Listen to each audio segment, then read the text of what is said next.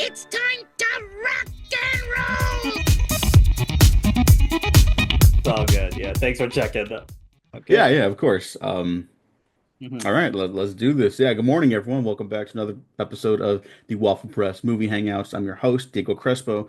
With me today is not my co-host, Universa. That time change will fuck you up if you're not ready for it. I know that because it fucked me up a little bit, and I Hey, almost fuck me up too, you know? yeah, and yeah, this is why we're gonna be a little all over the place today, but that's okay. It seems appropriate. But here to help me guide the ship today is good film Twitter pal, now film Sky pal, Jamie Film Rebanal. Blue Sky Pal. It's like I guess we could call it anything, yeah. But hey, yeah.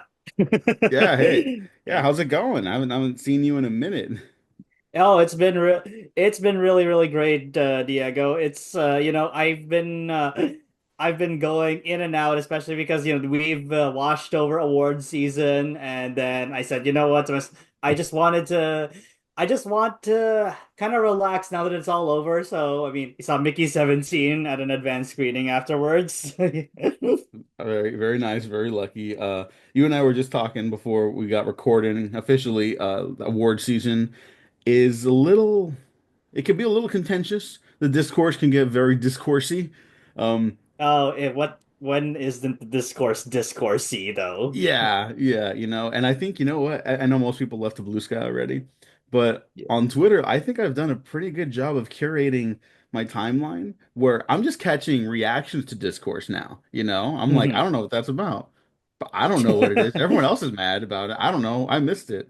So, but yeah, like with the awards that we just witnessed last week, we were talking about like being less emotionally invested can be fun. It's like a I think you said it was like gambling, or like it's like a it's a game, It's It's just a gambling game. Like, come on, yeah. that's like how you should always treat it. And I've learned to treat it as such in like what maybe my final year of film school when Everything Everywhere All at Once was the winner. Because Oh I feel like yeah. when people if you get way too mad at literally everybody else who's won or lost an Oscar, you're just naturally gonna have a really bad time, and I think that's just gonna end up really hurting your own love of film in the long run. Yeah. Like at the end of the day, who cares what other people think or like we have fun arguing and debating and stuff like that, but it's supposed to be fun. It's not supposed to be like your identity, when people are like clearly like losing it live on the internet because something they didn't like won. Um, it's like, hey, maybe chill, maybe take a step back. Now, let's say if that movie was Amelia Perez, maybe that would have been me on the other end of it, and someone would have had to tell me to chill out.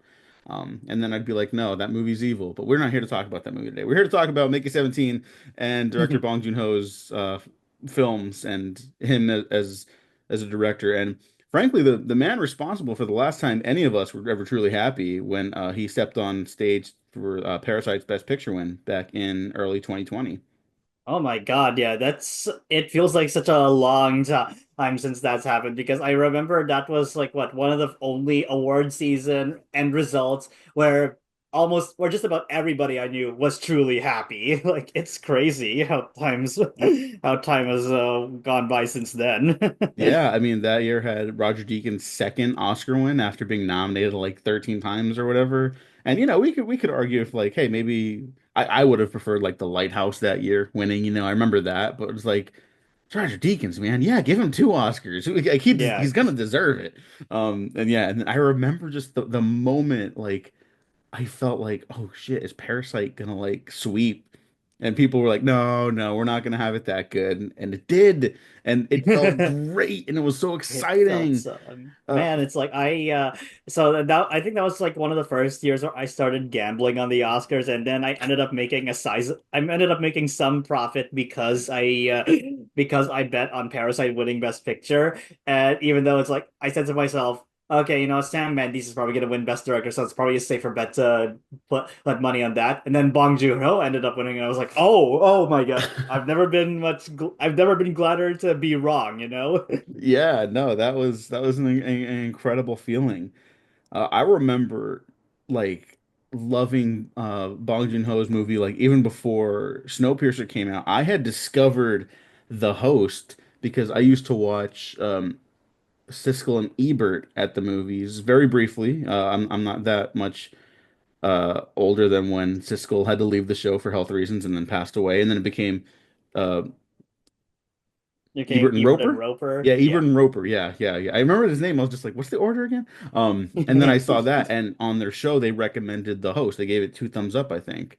And I was like, "What is that? I don't know where to see that. It's not in the newspapers where they used to have the movie times." So I'm looking up. I'm like, "Who's this guy? Bong Joon-ho?" I got to check this out. And eventually, when the movie goes to like HBO or something, I'm like, oh, I remember that. I'm gonna watch that. And I was like blown away. I was like, why not? Whoa, where did this guy Yeah. come from? You know? Oh And ever man, the since then, I've been host. like trying to find his stuff. Eventually, I see Mother, and then Snowpiercer's coming out, and I'm like, oh fuck, his first English language movie. I gotta watch that. You know?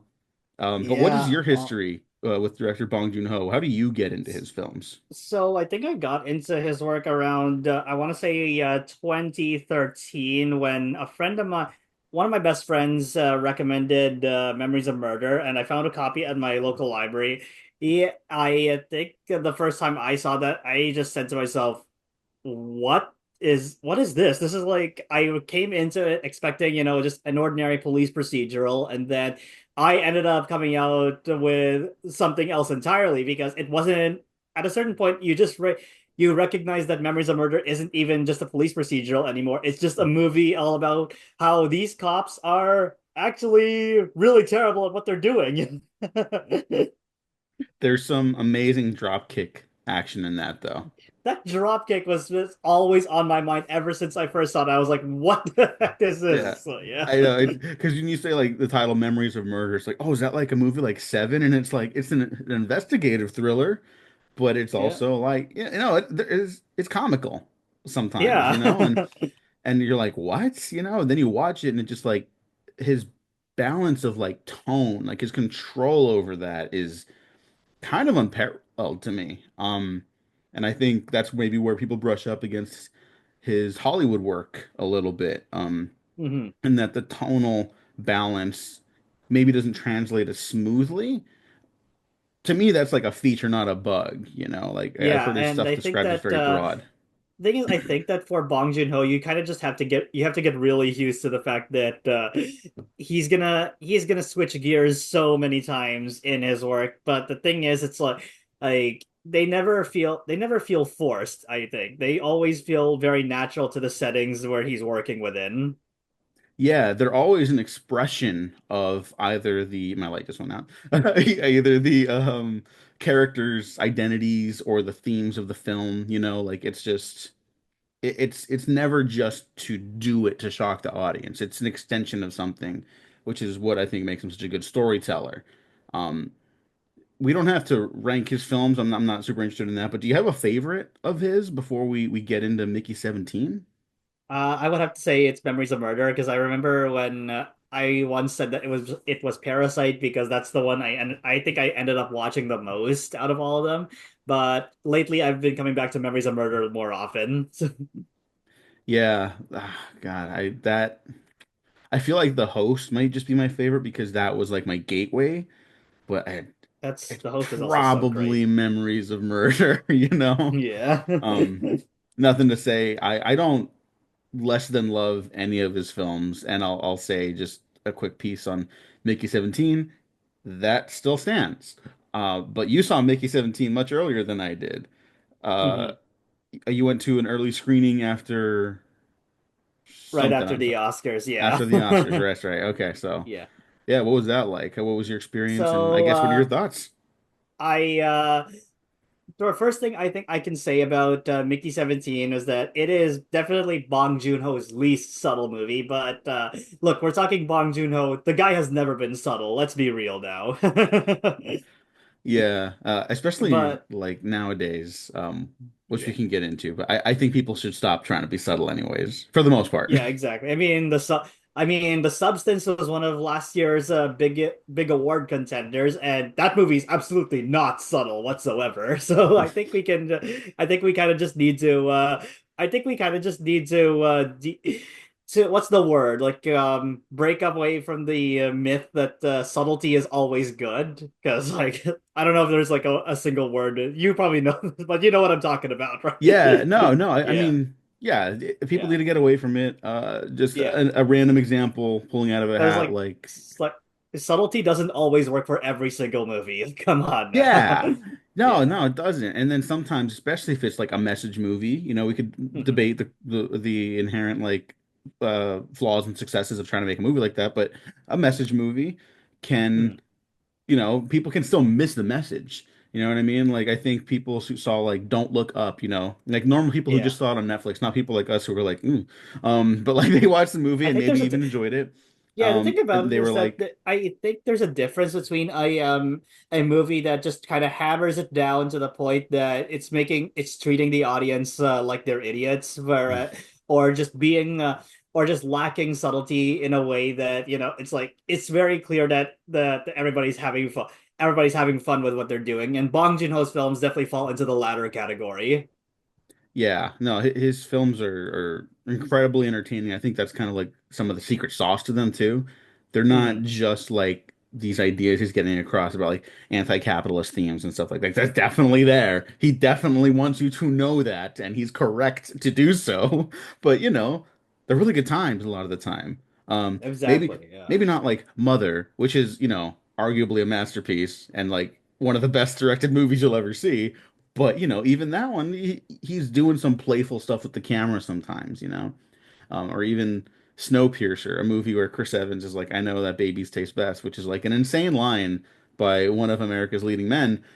Like there is very fun filmmaking in that movie, and obviously that's another movie, not subtle, in your face, doesn't take place in an actual reality because it's not supposed to. It's like a fairy tale. It's a fable. Like Exactly. Yeah. yeah. But for Mickey 17, yeah, same deal. It's a little more grounded, but it's also not, and it's also not trying to be. But yeah, I love this movie. Yeah. And not to rank it so much, but just I understand people maybe being like, oh, after Parasite, I kind of wanted to see more of that Bong Joon-ho, and he's just smokes. He's I having feel fun here.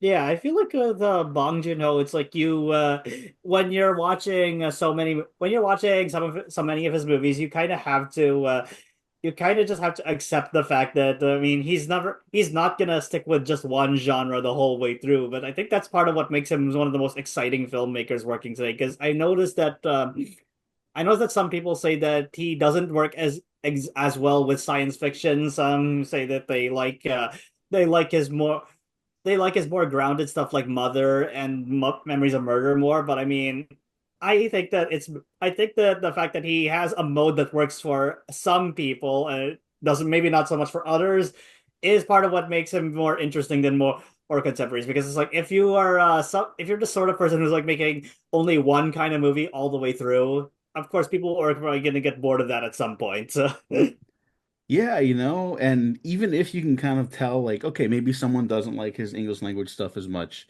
his Hollywood stuff as much, then you're not going to enjoy that, but you're always going to be able to go back to the Parasites, to the Hosts, to the Mothers, like they're going to be there still, like they're not going anywhere.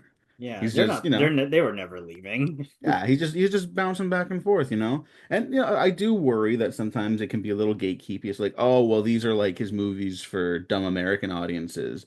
And I also don't think he's like, I'll say this, his American English stuff is very broad, and I think it's very intentional. And I've heard people describe it as like, oh, it's like a stupider version of his other themes, and it's like, I think that's also the joke of a lot of his stuff. It's like, look at how sort of simplistic a lot of this stuff is in Mhm. this different language, like a literal different language, but also the Yeah. filmmaking language is much it's zanier. still it's still in the same filmmaking mode as Parasite, I think. And I get that a lot of people are just probably not as used to it as seeing it in the English language, but I mean, come on now. He's not really all that far removed considering he is working with a lot of the same people he has on Parasite and Mickey 17.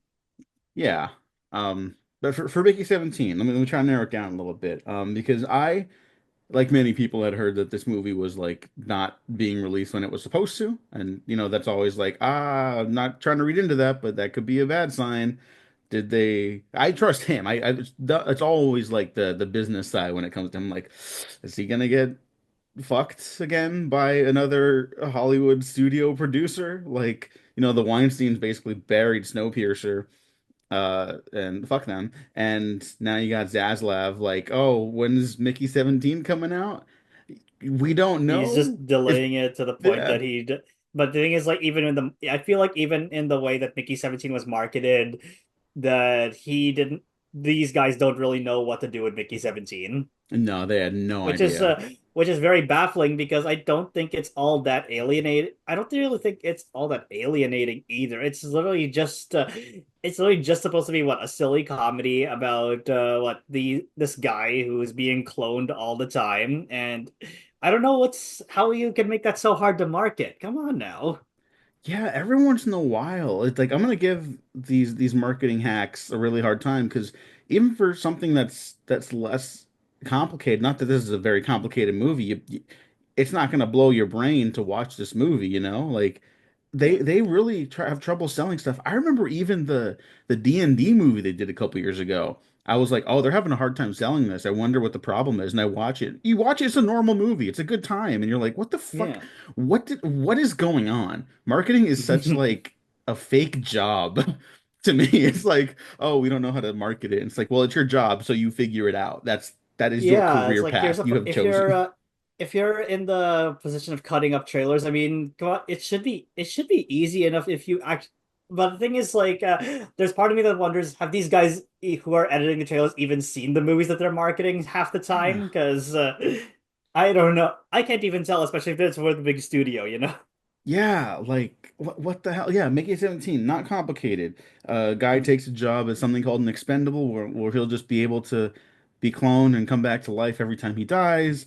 And and then there's accidentally two of them, and then the movie starts. Like Yeah, that's it. That's not hard. I did that in a sentence, a very messy sentence, but a sentence nonetheless, and that's messy because of my fault. Um, yeah. Also, I was there's also little gonna say, at critters in the least, movie. yeah, I was also gonna say, like, at least when you watch the trailers for something like Anora or The Brutalist, you could tell these people know how to market their movies too. But Hmm. so and I think that especially with Anora's case, considering that it literally just won Best Picture and it also won the Palme d'Or. I mean, like, it's so the fact that you have like what the you have the Palme d'Or you have the Palme d'Or logo like plastered on the trailer and on the poster. I mean, like, that's like the easiest one. That's like the easiest way to sell your movie. I mean, even Parasite did the same thing too. So Yeah, it's yeah, it's just ridiculous the handling of this movie. yeah, Yeah, it'll probably be a big bomb here, but whatever. He does it for the love of the game, and we all know he's yeah. got stuff lined up immediately after. Not concerned about that. Yeah. We don't And really have to spend time on that, but but also I feel here's one thing I wanted to say. If you are one of those people who cares a lot about the box office of a movie, go fucking touch grass. I'm sorry. yeah, no, no, don't be sorry. It's absolutely Yeah. correct. I think the Yeah. only time I genuinely like worry is when it's like it's one of my filmmakers. It's one of my Yeah. dudes, And I'm like, oh, are they Yeah, gonna get another exactly. shot? That's I just come from a place of concern, but here, we got nothing to worry about. Yeah. No, yeah, don't Look, worry about this stuff. but the thing is, like, if it's a massive studio like Warner Brothers or Universal, Disney, all that sort of thing, if they make one box office bomb, who fucking cares? Yeah, They have enough money to recoup. They're gonna make enough money with the next movie to recoup that. Come on. yeah, yeah.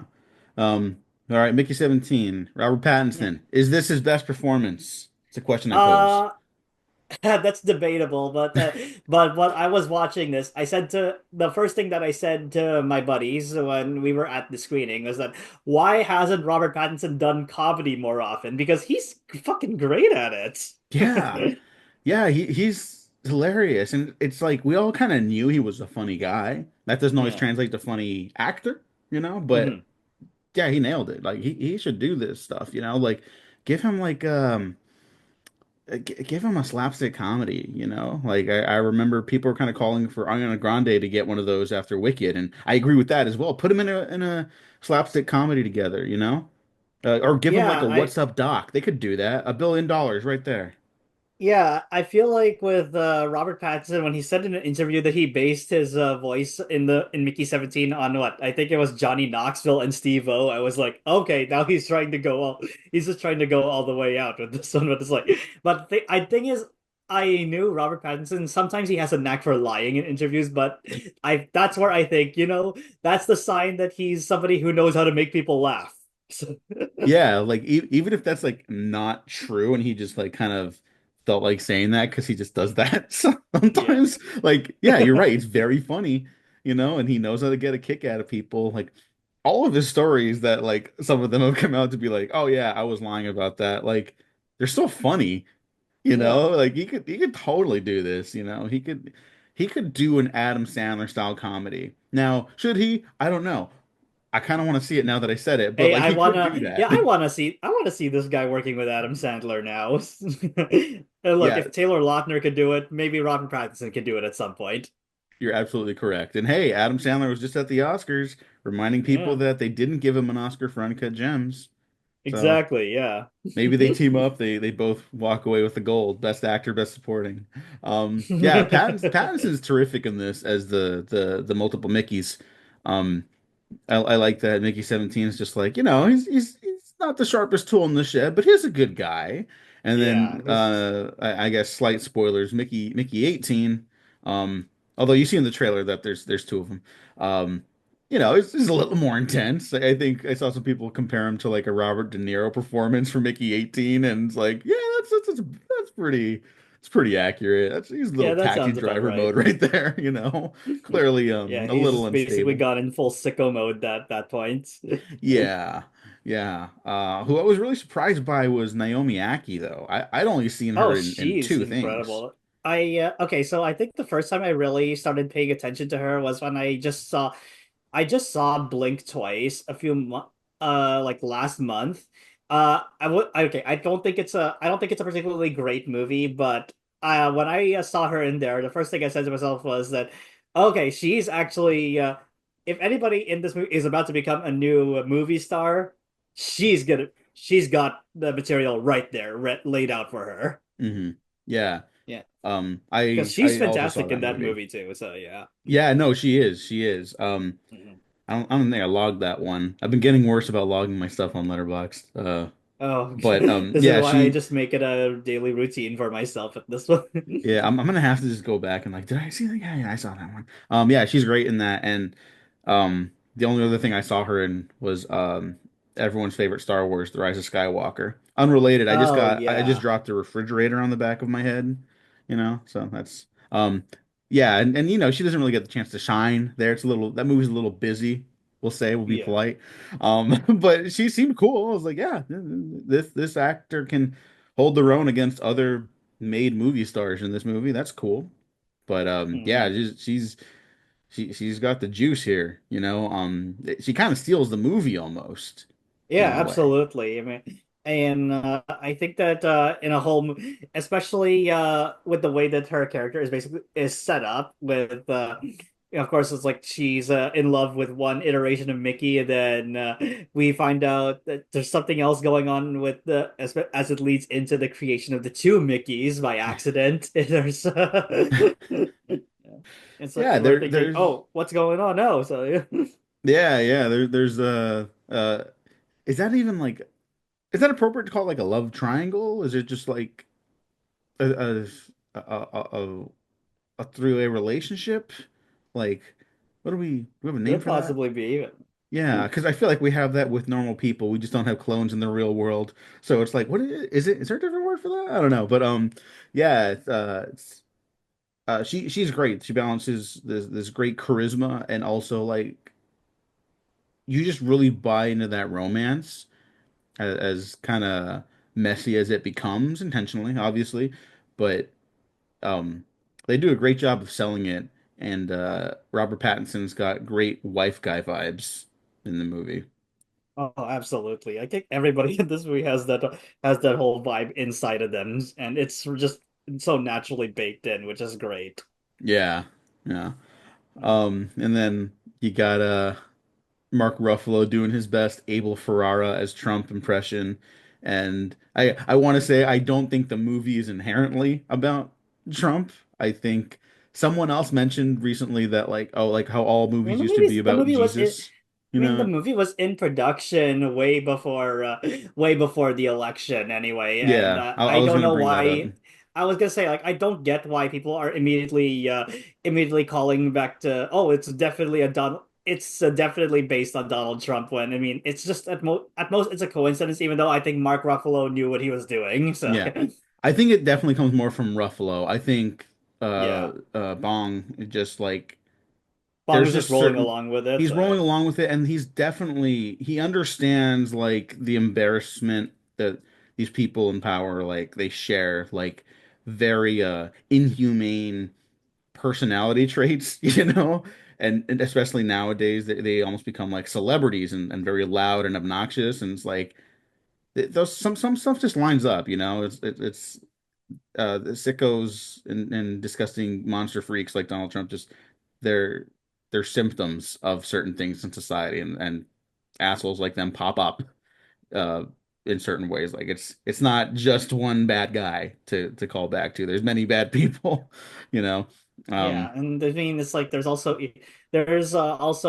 a part of it that could easily be based on Elon Musk too, which I think yeah, mm, it's so easy to see that, especially in a case like this one. yeah, see I and then there's me who's just like, "Oh yeah, that is definitely more Elon than Trump in It's hindsight," definitely you more. know? I mean, the okay, it's like how to put this. Like the voice is definitely Trump, but the ambitions are more Elon, if that makes sense. Yeah, no, no, totally. And again, that's us like even putting that on the film. The film is just like they just designed this antagonist to like to fulfill a certain void representative in our culture right now. And it just happens to be that those two are the face of it. You know, it's not specifically about them. Although I am all for the criticisms of them, if that makes sense. Yeah, exactly. You know. Same here. Yeah, yeah. Yeah, so Mark Ruffalo, I think there's always one actor in like a Hollywood Bong Joon-ho movie that people maybe think is a little too big. You know, I think got Tilda Swinton and Snowpiercer, who I love in that movie. Jake Gyllenhaal and Oakja, which I love in that movie. Is Mark Ruffalo too big in this movie, you think? No, I don't think so. But I mean, I love that even if he was too big, it's still funny either way, you know? Yeah. Yeah, I'm with you there. Like I kind of like look forward to these broad spectacles. Not that they're all spectacle for Bong Joon-ho, but like you know, I look forward to this now. Yeah, like I had a blast with him, and I think I saw someone say like, oh, like Poor Things prove that Mark Ruffalo can fail as an actor, so now this is what we get, and it's like I don't I don't know I don't what think he's planet these bad. I people are don't think he's living bad on. in No, I I think don't think he's he failed in Poor Things. Like I think he's I thought he great was in Poor fucking Things. hilarious. Yeah. He was fucking hilarious in that one. Yeah. Yeah, like has no does no one know what corpsing is anymore? You know, Yeah. like that's a comedic actor like ability. Like I don't know, we're losing the recipes, Jamie. We're losing the recipes. Yeah. Uh, It's like we're all it's almost like we're making ourselves so accustomed to just one specific style of acting to the point that we almost forget that it's supposed to be a little bit more than just what we make ourselves watch all the time. Like come on. yeah, yeah, totally. And Toni Collette Yeah. also doing a wonderful scumbag first lady thing Oh, I in this mean, movie. yeah, of Yeah, I course. mean, like, do we even need to mention her? It's like, oh yeah, no, everyone knows she's great. Yeah, we got it. Everyone knows she's great. Everyone knows she's great. I mean, I think that a lot of Hereditary fans are obviously gonna get the are gonna have a lot of fun seeing that. Oh, she's making the Hereditary face again in this one, in just like one very brief glimpse. Mhm. So yeah. Yeah, yeah. I do really love her work as well. And then Stephen Oh, Yeun, she's who fantastic. actually I thought was gonna have a bigger part in this. That's again not I a was criticism, surprised. just yeah. Yeah, that's okay. That's where I'm wondering if they. that's where I'm wondering how much of this movie really had changed up in the edit because I imagine that when this movie started up, yeah, he was gonna have a bigger part. But yeah. Yeah, I'd be interested in hearing, yeah, less about the box office, more about like, okay, I think this movie, to get into some of the criticisms I have of it, like I think it does feel a little truncated at times. I definitely agree with that. I imagine that probably owes itself a lot more to Bong Joon-ho working with a massive studio like Warner Brothers, where I mean, even if you can say he has final cut privilege, it's still you're still gonna have to fight a lot with studio execs because that's just how things go. Yeah. Yeah, totally. It's like you can win an Oscar, you can defy all expectations, and people still be like, look, but I think, in my opinion, as not a director who just won the Oscar, like, and it's like, well, look, I believe in creative collaboration. I think a good film producer is just as important as a good film writer, actor, director, anything, truly. Now, those are Yeah, far and few absolutely. between nowadays, though. So now we got a bunch of fucking tech bros running this shit and Wall Street hacks. So I'm sure there was some stuff getting fussied up in the delay between the production finish and theaters, but it's not like oppressive. It's I don't think this is less than a great movie still. Just you feel a certain weight on it that's not really present in his other movies, even Snowpiercer and Okja. Okja feels all him, for example, Oh and yeah, definitely. that's because those guys over at Netflix don't really have a quality control departments. That's for better example, and For better, that's for there's better, other. but then it's like for worse, you have stuff like Emilia Perez. Yeah, I mean, hey, you're not wrong. Um, yeah, but I just feel like okay, for example, the voiceover. I think there's some debate about whether or not that is like I think some people have referred to it as like a Blade Runner type thing. Um, Yeah. I could see that. I don't know. I actually don't know about that one. Yeah. Again, Yeah, I not don't see. not not a huge problem, just something I'm thinking Yeah, about. I don't think the voiceover was that bad in this one. I feel like it's very evident that Robert Pattinson was thinking, "Oh yeah, I'm gonna do a voiceover. Okay, how can I have fun with this in some way?" Then yeah, Yeah, he's not doing the Harrison Ford bit where he's like literally just like it sounds like a dead person reading lines in Blade Runner, yeah, you know? And just like, oh geez, it's like miserable. We're all miserable listening to that shit. Um, yeah. and I really love that Darius Khondji is just one of Bong Joon-ho's guys now. I didn't know he Oh shot yeah. this movie. He did. Yeah, I think Um, he did. I think he did shoot Okja as well. Did he also shoot Snowpiercer, or was that Hong Kyung-po? I don't think he did Snowpiercer, but he definitely Okay, did that's what I Okja. thought. Yeah. Okay, yeah, Yeah. For those that don't know, Darius Khondji, we brought up Seven briefly earlier, and I did not yeah. realize that he had shot both movies, but he shot Seven, Uncut Gems, Midnight in Paris, Okja, Mickey 17, Panic Room, Alien Oh, Resurrection, my favorite Alien Resurrection. I was also gonna say Amour by Mikhail Haneke. I think he shot quite a few Haneke movies too. I think the remake of Funny Games, hmm if I remember correctly. Yeah. Yep, yep. Lost City of Zed, the Oh great God, yeah. James Gray movie. Uh, Oh yeah. Delicatessen, City of Lost Children, which is just instrumental for me.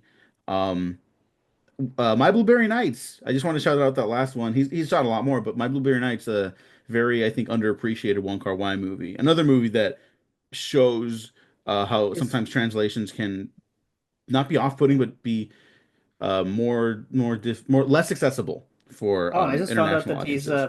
he's apparently shooting the new Ari Aster movie. So, This dude is so awesome. I love yeah. Darius so much. I never got to meet him. Just like to shake his hand and thank him for his work. He's an incredible cinematographer.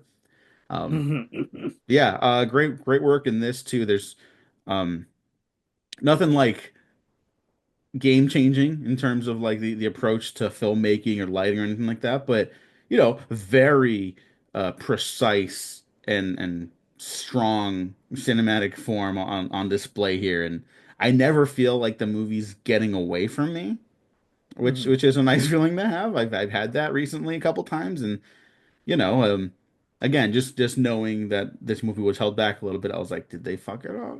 Like I'm a little Yeah. concerned, but no, I was just along for the ride, as you're I supposed to was be. when you're in the hands of I was very just talented gonna people. say that if there's another criticism I do have with Mickey 17, it is the fact that I know Bong Joon-ho is a guy with a lot of ideas. Sometimes they're gonna come for better or worse, and of course, in this movie, it's like you can tell that he has so many. There's like so many he really wants to cram into this whole thorough line of a guy being cloned so many times every time he dies. So Yeah. yeah. There's definitely a lot. And Hmm. again, I would be interested to see if there's any more to add with a home video release if Warner Brothers wants to do that. If they want to do it if they want to do it properly, because I'm so tired of big studios thinking that home video is not marketable anymore, because I'm like no, because I'm like no, there's like so many people who are actively buying home media, especially around now, as well, labels like Criterion and Arrow still exist. Hmm. And I mean, Criterion is clearly gonna have is clearly having an amazing year with the fact that they're debuting a Best Picture winner this year, Yeah. and the Best Animated Feature winner too. So yeah, Yeah. Oh, Flow is getting Criterion? yeah, it is. I completely missed that. Wow, that's super Yeah, exciting. it was a Janus Films release. So yeah. Oh, okay, yeah, awesome, terrific. Yeah, good on Criterion. Mhm. That's really great to hear. And yeah, you're totally right. Thank you for calling that out. Like the way these people don't see money or value in trying to like re-up like home releases. Like I It's like understand the the thing profit of margins aren't the like the same, thing but about that is that it's like people who are big music fans, like the I should mention, like they're all going back towards collecting vinyls again, and hmm I feel like if the I feel like even though we have services like Spotify or Bandcamp up right now, I will say Bandcamp is like a lot better for paying artists though. But the fact that even though we still have like access to to services that stream music, I mean, a lot of us know that music sounds best on vinyl, and I feel like the guys who are heading big major movie studios are they should learn from the fact that vinyl is making a comeback to keep physical media in production, you know? hmm No, Yeah. absolutely. Like, all Hmm. right, maybe you don't make as much as you would have in 2005, but Yeah. maybe you could make as much as you did in 2013. You know, you can build Exactly. up an Yeah. audience again. Like that is a tactic that has worked time and time again, you know. We don't need to get into politics, but plenty of bad guys use it all the time. You know, they build up their Hmm. audience again. Like, why can't we movie lovers do that, you know? Like Yeah, it's exactly. the tools are all there. We have all the tools. Um and yeah, We the might as well vinyl just thing's start such a utilizing them again. Come on yeah, now. you know. And like look, part of me even just like on a superficial level, part of me does understand like sometimes it is easy to just be like I don't want to put my Criterion of Thief in. I want to watch Thief in my digital copy right here because Hey, I mean, I you literally know, just got the Thief 4K not too long ago, it's and I fucking mean, fantastic. Fucking I got it fantastic. way before the street date, which is great. So, That's great. That is awesome to hear. I don't have yeah. the 4K yet. I have the Blu-ray. So, but yeah, yeah, like just these things are profitable. Niche is profitable now. That is Niche just is the still truth of the world. Niche has always been profitable. That's like the one thing I feel like these studios need to learn, you know? hmm I mean, like, look, even to go to smaller scale horror stuff, which I guess Bong Joon-ho's doing next up, right? He's got that animated film and then some horror thing that he's like been wanting to do for 20 years, he said, right? Like, Yeah, so and I feel like we need he, to I feel like if we don't make stuff I feel if we don't make something for a niche, like we're always going to be then everything everything's just going to feel the same. Everything is just going to feel the same and people it will inevitably get bored of that.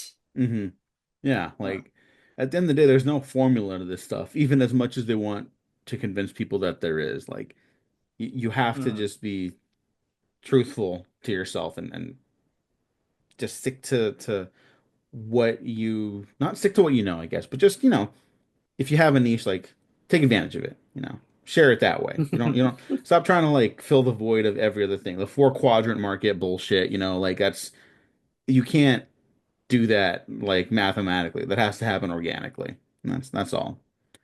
And Nora just Absolutely, won yeah. Best Picture, and that was a niche movie. So, anything's possible. Yeah. Anora winning Best Picture. I mean, I think that's a great sign that movies, more big studios should learn that everything that the definition of a crowd pleaser or just like an audience favorite, it's not as it's not it's not going to be limited to just like what the big blockbusters of superhero movies anymore. It's always widening, and I think that I think the fact that something like this that this ended up winning Best Picture should be something that more studios should learn from. Because I mean, if something like Everything Everywhere All at Once won on a really low budget compared to most big studio movies for playing at their game, then they should learn from Anora being just being a film, just being a movie made by these people who simply said, "Yeah, this is the movie that we wanted to make the whole way through. We're not gonna play by the rules." So yeah. Yeah. And you know what, to wrap it up with Mickey 17 as well, Mhm.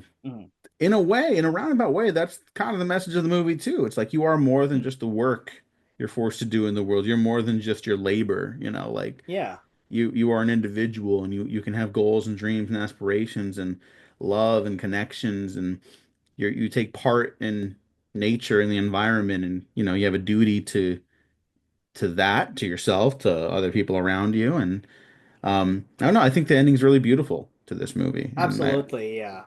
Absolutely, and I think that for a movie like this one, I mean, it's like we'll always the fears are always gonna remain there, but as long as we don't actively confront them, we're just gonna live in that same fear the whole way through, and that's the one thing that I think Bong Joon-ho is really trying to say to everybody else, because it's like even if you're living a life of fear that things are not gonna get better things are not gonna get better, then things will not get better. So yeah. Yeah.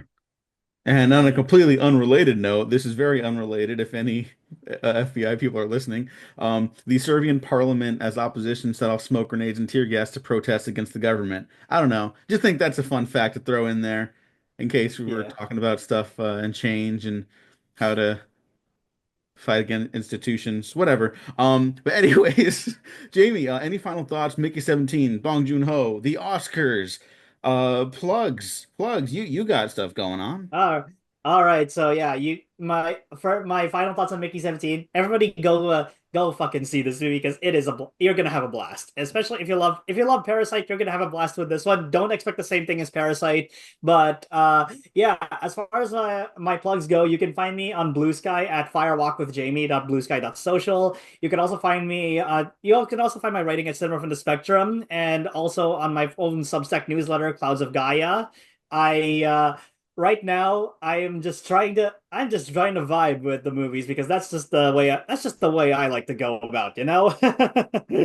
Yeah, yeah, just vibe. Just vibe. We don't Yeah. need to work too hard right now. Just vibe. I mean, I do. I do. I'm looking for work. I can't keep doing these weekly gigs. I'm getting too old for this and I'm tired. But, so if you guys are hiring up in Canada, let me know. But yeah, thank Yeah. you so much for Well, coming on, my hey, friend. hopefully you can come up there for TIFF soon because I don't want Shaq calling you a bitch ass for not coming to Yeah, the festival. I know that's gonna haunt me forever. But if anyone has earned the right to call me that, it is definitely Shaq. Um, Shout out Shaq, by the way, yeah, because he shout was out. also at that same Mickey 17 screening. Oh yeah, no, Shaq, one of the greatest to ever do it. Yeah, yeah. Yeah, Yeah. follow Shaq too while you're at it. I'll put Shaq's information along with Jamie's down below in the descriptions. Yeah, I mean, you guys rule. That's just a fact of life. Thank you so much for joining me today. Links down to Hey, everything thank else you so much below. again. Hey, thank you again so much for having me, Diego. Sad that Gene couldn't be here, but you know what? We still carried the whole thing all the way through. Yeah, yeah. You know what? We'll get him next time. Until then, Yeah. like and subscribe if you didn't like Mickey 17, go check out other Bong Joon-ho's movies because you'll like those. Yeah. Thanks for listening, everyone. Thanks for watching. We have been And there's professionally always a Bong Joon-ho unprofessional. movie for everyone, so yeah. Oh, yeah, that's a nice note to end on.